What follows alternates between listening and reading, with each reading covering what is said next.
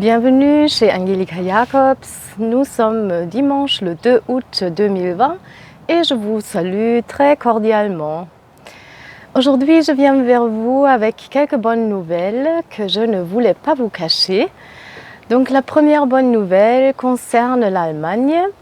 Nous avons vu hier, le 1er août, des grandes manifestations à Berlin pour laquelle il y avait depuis un moment déjà des appels donc de venir manifester pour la liberté et aussi pour la fin de la pandémie. Donc ces derniers jours, avant le 1er août, on pouvait voir dans toutes les vidéos des gens sensés qui informent correctement un appel de venir à Berlin, dans la mesure du possible. Donc cette manifestation, elle a eu lieu. Il y a eu entre 15 000 et 1 million de manifestants. Alors entre 15 000 et 1 million, il y a sacrément de place. 15 000 ou 17 000, c'était les nouvelles officielles qui ont parlé de ce nombre-là. Quand on regarde les images, regardez un peu vous-même, on peut avoir une toute autre impression et voilà, quelques participants ont parlé de 1 million ou même plus de manifestants. On ne le sait pas très exactement. L'organisateur, il a eu l'idée de comparer en fait le nombre de personnes juste en visio avec la Love Parade qui a lieu au même endroit dans la rue du 17 juin et qui rassemble plus d'1 million de personnes. On va donc parler de quelques centaines de milliers de manifestants sur cette manifestation qui s'appelait Jour de la liberté et de la fin de la pandémie. Au cours de cette manifestation, l'organisateur Thorsten Schulte a été arrêté de la police au moment où il faisait son speech sur scène. Donc c'était une situation assez cruelle et probablement très inutile parce qu'il a été arrêté parce qu'il y a eu des gens qui ne se sont pas tenus aux mesures de sécurité, aux mesures de distanciation. Évidemment qu'ils ne s'y sont pas tenus puisque c'était une manifestation contre ces mesures idiotes. Donc voilà, mais on a donc arrêté l'organisateur au moment de son speech sur scène. J'ai vu une interview avec lui plus tard, et donc pas plus tard que tout à l'heure, et il semblait quand même bien enthousiaste, bien empli d'un très bel événement. Il parle de tant de personnes et d'une si belle énergie positive que la manifestation se soit passée sans violence, du moins de la part des manifestants. Il y aurait eu des personnes de l'extrême droite qui se sont mêlés parfois et qui ont essayé de provoquer des manifestants, sinon très paisibles. Mais voilà, ils n'ont pas réussi. La manifestation est, à ma connaissance, restée sans violence. Et c'est encore une fois aussi ce que Thorsten Schulte il a accentué en disant « Nous voulons aller le chemin de l'amour » et un chemin sans violence pour arriver à l'autodétermination et pour nous libérer de la détermination d'autrui.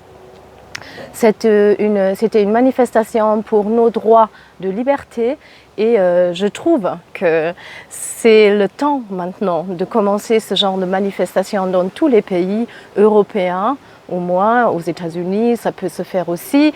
Mais voilà, en France, il manque un peu cet élan-là de manifester, de se dire on va sortir pour manifester notre désaccord avec les mesures, avec le fait que notre économie a été conduite contre le mur et avec le fait aussi que nous sommes tenus toujours à porter des masques comme des idiots qui n'ont pas compris que la pandémie est terminée depuis longtemps. Donc les grands médias ont mal informé sur cet événement ou pas du tout. Ils ont mentionné l'organisateur mais seulement pour s'en moquer. Ça a été encore une fois un reportage ou des reportages des médias de mainstream qui ne couvraient pas du tout vraiment le fond de la chose et qui indiquaient aussi un petit nombre de personnes qui parlent toujours d'extrême droite, de conspirationnistes et d'autres idiots qui manifestent, au lieu de vraiment dire ce qu'il en est. C'est qu'une grande majorité, enfin peut-être pas une grande majorité, mais un grand nombre de personnes sensées, très sensées et conscientes de leurs droits manifestent pour les récupérer. Donc ce n'est pas la chose qui est rapportée dans les médias. Les médias réussissent à taire les voix les plus sensées dans cette crise de Corona et ne citent que les participants, les protagonistes qui, déjà pendant la grippe porcine, se sont disqualifiés par des pronostics totalement aberrants et totalement faux. Mais bon, nos gouvernements et puis les grands médias aussi écoutent ces spécialistes-là. Un jour, ça va éclater à la lumière du jour. Ça ne peut pas être autrement. J'espère que nous le vivrons, ça. Au lieu de nous présenter ces faits-là, de nous parler des manifestations qui ont lieu, au lieu de parler avec les vrais experts dans des discussions ouvertes, les médias continuent à nous affliger avec les résultats de tests qui sont faits. Ils ne parlent même pas de tests, ils disent juste que le nombre d'infectés aurait augmenté considérablement. Ils annoncent des personnes, des nouvelles personnes infectées, alors que ces personnes se trouvent en parfaite santé et que aujourd'hui, en raison des tests massifs, on arrive néanmoins à 0,6% de personnes testées positivement.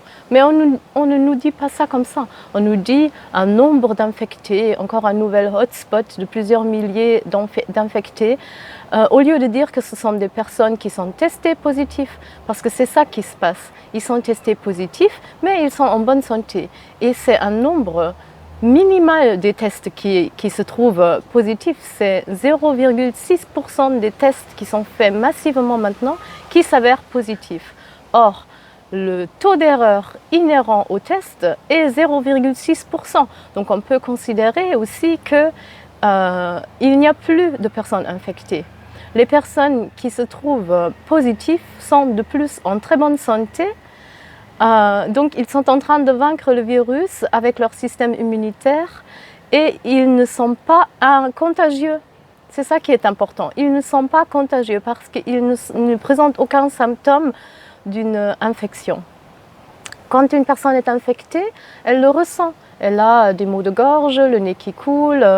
On se sent infecté, on le sait. C'est à ce moment-là qu'on peut se protéger ou on peut protéger son environnement. On reste chez soi, on stimule son système immunitaire et on guérit. Et on n'infecte pas les autres. Voilà comme ça se passe normalement. Mais le narratif de la pandémie est maintenu par les grands médias malgré le fait que c'est terminé.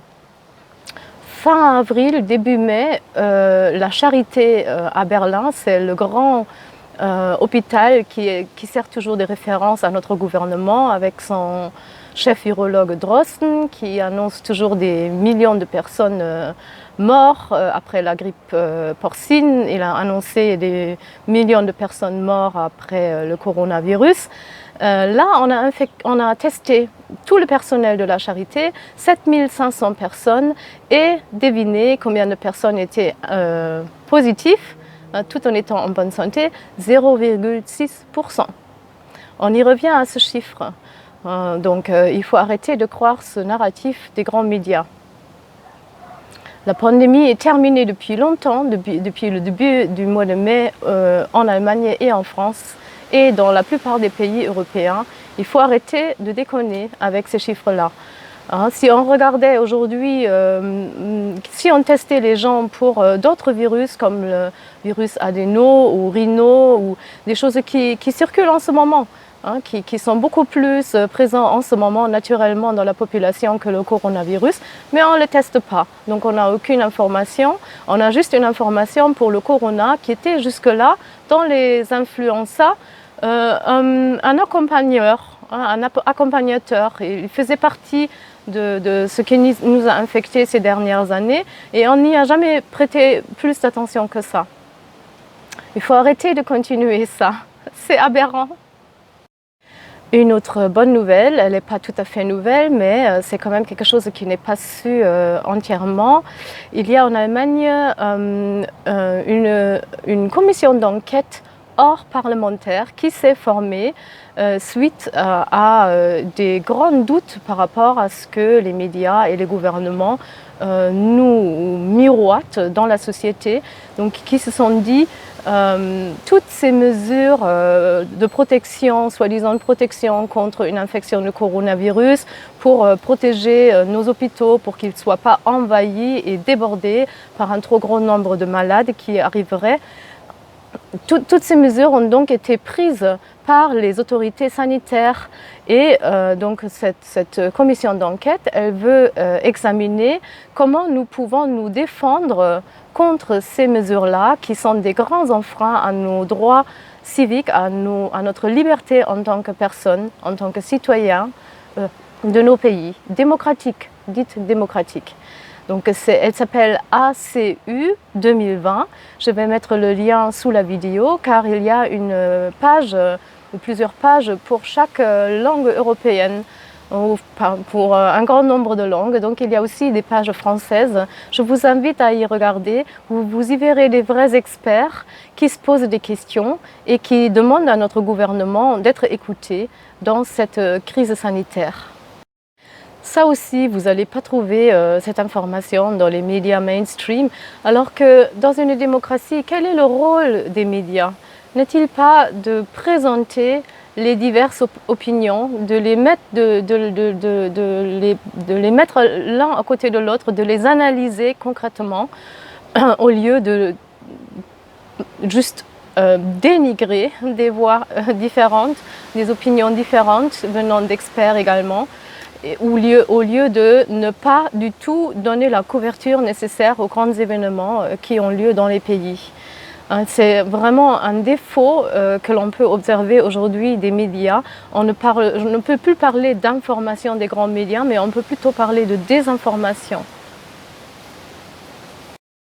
Donc ce qui manque dans les reportages des médias mainstream, c'est très souvent les repères, les points de référence. Donc on nous parle d'un kilavirus, un virus qui est parti pour tuer toute l'humanité si nous ne nous en protégeons pas. Et alors regardons les faits.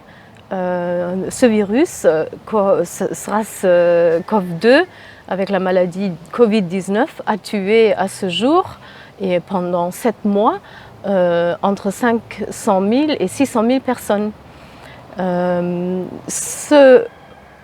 Comparant au nombre de personnes qui vivent sur Terre, plus de 7 milliards de personnes, vous pouvez y aller pour calculer le taux vraiment de personnes qui sont mortes de ce virus tueur. Et sachant aussi que chaque jour meurent environ 100 000 personnes dans le monde entier. Donc là, nous avons en 7 mois, on va dire 600 000 personnes qui sont mortes. Ça n'est pas du tout un virus tueur, ça n'est pas du tout un kilavirus. Il faut arrêter de croire ces messages-là. Et donc là, au lieu de nous donner ces chiffres-là, de nous rassurer, de nous dire voilà, c'est terminé depuis le mois de mai, non, on continue maintenant, on nous demande de porter un masque. Donc le moment est vraiment mal choisi puisque nous sommes déjà en période estivale, nous avons déjà eu la pandémie. Si c'était une vraie pandémie, elle était moins grave que prévu, elle était comparable à une saison de grippe normale ou un peu plus sévère. Donc voilà, maintenant on nous demande, alors que c'est terminé, de porter un masque pour nous protéger et protéger nos proches. Vous savez que la taille du virus, elle est on ne les voit pas, ils sont minuscules, ils ont 0,12 microns, c'est des micros, des mu-mètres, des microns. Et les masques que nous portons On ne les a pas mesurés, hein, mais les bons masques FFP2 ou FFP3, ils ont une structure qui présente des trous de 2 microns. 2 microns. Donc les masques chirurgicaux que la plupart des gens portent aujourd'hui, ils ont une substance qui a des trous, hein, qui laisse passer à hauteur de 3 microns. Donc des virus de taille de 0,12 microns, ils y passent par camion. Donc ce qui manque dans les reportages des médias mainstream, c'est très souvent les repères, les points de référence. Donc on nous parle d'un kilavirus, un virus qui est parti pour tuer toute l'humanité si nous ne nous en protégeons pas. Et alors regardons les faits. Ce virus, SARS-CoV-2, avec la maladie Covid-19, a tué à ce jour et pendant 7 mois entre 500 000 et 600 000 personnes. Comparant au nombre de personnes qui vivent sur Terre, plus de 7 milliards de personnes, vous pouvez y aller pour calculer le taux vraiment de personnes qui sont mortes de ce virus tueur. Et sachant aussi que chaque jour meurent environ 100 000 personnes dans le monde entier. Donc là, nous avons en 7 mois, on va dire 600 000 personnes qui sont mortes. Ça n'est pas du tout un virus tueur, ça n'est pas du tout un kilavirus. Il faut arrêter de croire ces messages-là. Et donc là, au lieu de nous donner ces chiffres-là, de nous rassurer, de nous dire voilà, c'est terminé depuis le mois de mai, non, on continue maintenant, on nous demande de porter un masque. Donc le moment est vraiment mal choisi puisque nous sommes déjà en période estivale, nous avons déjà eu la pandémie. Si c'était une vraie pandémie, elle était moins grave que prévu, elle était comparable à une saison de grippe normale ou un peu plus sévère. Donc voilà, maintenant on nous demande, alors que c'est terminé, de porter un masque. Un masque pour nous protéger et protéger nos proches. Vous savez que la taille du virus, elle est on ne les voit pas, ils sont minuscules, ils ont 0,12 microns. C'est des mumètres, des microns. Et les masques que nous portons, on ne les a pas mesurés, hein, mais les bons masques FFP2 ou FFP3, ils ont une structure qui présente des trous de 2 microns. 2 microns. Donc les masques chirurgicaux que la plupart des gens portent aujourd'hui, ils ont une substance qui a des trous, hein, qui laisse passer à hauteur de 3 microns. Donc des virus de taille de 0,12 microns, ils y passent par camion. On a fait des tests et on a mis des informations assez visuelles sur le réseau. Vous pouvez aller voir, c'est l'université de Montpellier qu'on a fait ça. On a vraiment l'impression que des paquets de virus passent par les trous des masques. Donc nous obliger de porter un masque, c'est tellement aberrant, ça n'a aucun sens, sauf de nous faire taire, sauf de nous déclarés comme des gens qui obéissent aveuglement aux autorités, ne sachant pas comment réfléchir par eux-mêmes. Alors on nous montre maintenant aussi des images des États-Unis et du Brésil, des tonnes de personnes infectées. On nous peint des images affreuses. Mais statistiquement, allez regarder sur les sites où vous pouvez le trouver. Vous connaissez tous maintenant, je suppose que vous avez déjà regardé le nombre de morts, le nombre d'infectés par pays, etc., etc. Vous pouvez voir que le Brésil, statistiquement, il est mieux que l'Allemagne. Vous pouvez voir que l'Afrique, elle est mieux que l'Allemagne. Et vous pouvez voir qu'aux États-Unis, les chiffres montent en flèche, en raison des tests, des campagnes de tests qui montent en flèche également. C'est ce que j'ai déjà dit auparavant. On y arrive à un taux de positif de 0,16%, de 0,6%. Ça, c'est le taux inhérent d'erreur au test. Bien sûr que ça donne des positifs, évidemment que ça donne des positifs, des vrais et des faux, mais des personnes en bonne santé qui ne sont pas contagieux. Ça, c'est la bonne nouvelle. On n'a pas besoin d'avoir peur de ça. En tout cas, il ne faut plus avoir peur. D'une manière générale, ça sert à quoi la peur quand ce n'est pas pour nous avertir d'une situation imminemment dangereuse? Toute projection comme ça dans le futur hypothétique peut créer de la peur. Tout peut arriver à tout moment si on s'y focalise. Mais en fait, moi je n'ai pas de peur parce que je sais que ce n'est pas dans mes mains si j'ai du succès avec ce que je fais ou pas. Ce n'est pas seulement dans mon rayon d'action.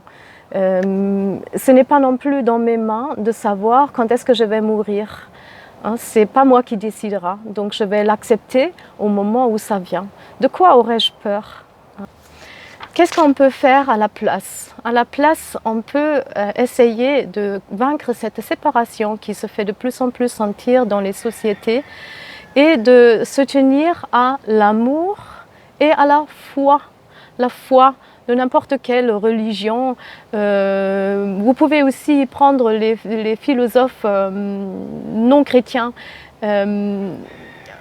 pour nous rendre compte que nous faisons tous partie de cette famille d'humains. Nous sommes tous une partie de cette famille de l'humanité et nous pouvons trouver un dénominateur commun en regardant avec amour sur les événements, sur les autres personnes, sur ceux qui ont une autre opinion. Et nous pouvons rassembler nos pensées positives, nourries de l'amour. Et il y a beaucoup de gens en ce moment qui appellent à faire des prières en commun. Donc voilà, je vous y invite aussi. Priez ou émettez des énergies positives qui nous permettront de nous unir dans l'amour. De plus en plus de personnes se réunissent spirituellement. Par exemple, à 21h30 tous les soirs, des personnes sont appelées par Eva Hermann et Andreas Popp qui vivent au Canada, qui réunissent beaucoup de personnes dans une prière qui demande à chacun juste de se mettre dans sa lumière, de sentir cette lumière infinie qui s'écoule de façon discontinuée tout le temps sur nous et de lui proposer de nous emplir en entrant par le chakra de la couronne. Juste ça, à 21h30 tous les soirs. Il y a aussi une prière chrétienne qu'on peut proposer. Père, laisse-nous nous rencontrer entre humains d'égal à égal. Fais que nous agissons dans l'amour, dans chaque situation. Enlève-nous la peur et donne-nous de l'assurance. Je partage aussi un rêve avec Bodo Schiffmann, qui est un des cofondateurs du parti Résistance en Allemagne, qui s'appelle Wir, nous, 2020. C'est Bodo Schiffmann et qui a un rêve comme je l'ai aussi. Et qui constitue ainsi aussi un appel à toutes les personnes qui travaillent dans les grands médias, qui travaillent dans les gouvernements, les ministères, dans les autorités sanitaires, des personnes qui ont une vraie éthique professionnelle, qui commencent à changer leur comportement et à aller vers la véracité, vers la vérité de la chose, de ce qui s'est vraiment passé et quelles mesures sont adaptées, quelles mesures ne sont pas adaptées et comment on peut retravailler, comprendre ce qui s'est passé, les causes de cet événement ahurissant. Comment on peut arriver à bout de cette grande machination au niveau national et puis au niveau mondial. Un changement de comportement, une retrouvaille d'une vraie éthique professionnelle serait nécessaire et moi je rêve de ça et plus j'en rêve, plus je suis convaincue que ça va se faire. Je vous dis à la prochaine, à très bientôt, au revoir.